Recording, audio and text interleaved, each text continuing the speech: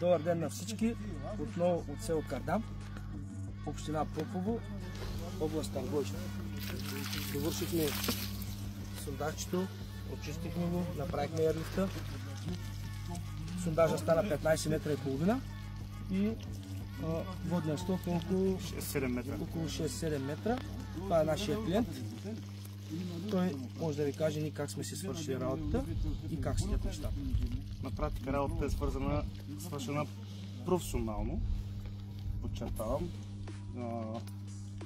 Изгледите бяха от начало доста скептично настроени, но все пак получихме крайния ефект, който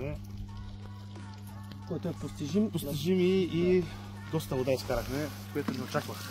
Значи помпата не спира постоянно да точи. Някъде около час такива. Около час точи, с помпичка фърля около 10-11 литра за 45 минути. Секунди. 45 секунди. Засякахме го с тубичката.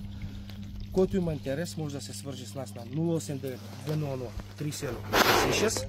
Благодаря ви. Препоръчвам. Благодарим му много. Много сме доволни от момчето. Много хубав човек. Все така да ни съвпадат добри хора и ние да им вършим работата качествено. Благодаря и лек ден на всички.